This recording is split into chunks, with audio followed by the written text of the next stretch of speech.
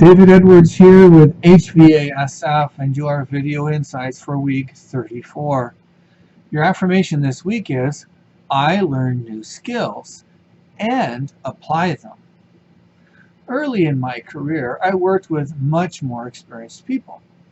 I remarked that some people who had been on the job for 5 years seemed to know more than people who had been on the job for 10 years or more.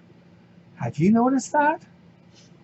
Some people learned the minimum and they never really grew from there. They rarely learned new skills, only the basics, and they never really developed. They were seldom considered for promotion, which, is okay. But they weren't very happy at work, which is not. A primary purpose of life is to learn and grow and develop. This opens up new opportunities, insights, and perspective. These make you a more interesting person, more valuable, and brings joy and purpose to your life. Now, some skills are enduring, like how to make and carry out a plan or self-kindness. Others are technical and applicable to a certain period in time. Now, way back in the 1980s, I got good at using our VCR. I could even set it to record shows at certain times and days in the future. And for those of you who didn't play with them, that sounds simple, but believe me, it wasn't. Today, that skill, however, is useless. I had to update my skills and learn to use a DVD player and then the Blu-ray player, and of course now we mostly stream.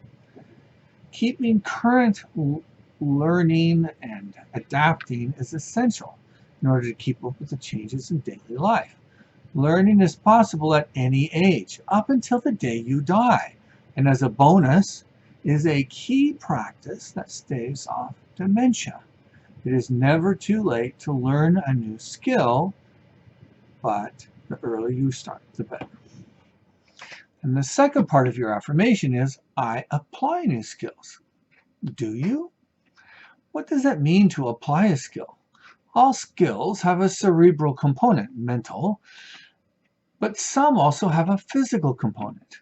It's easier to think of and learn skills in this latter category, as they tend to be more practical and use more parts of your brain and body, so they feel more real. In this latter category, you could include practical skills like driving, cooking, how to fix a hole in sheetrock, sports, riding a bike, or how to execute a perfect push-up. Other skills are more cerebral, like doing math in your head, leadership, and how to create an effective plan. The old adage applies here.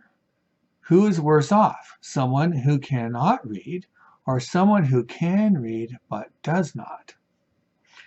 If you bother to learn a skill and don't use it, you will lose it.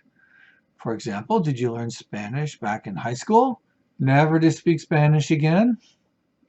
One good thing is that skills learned even long ago will come back more rapidly once we start practicing again.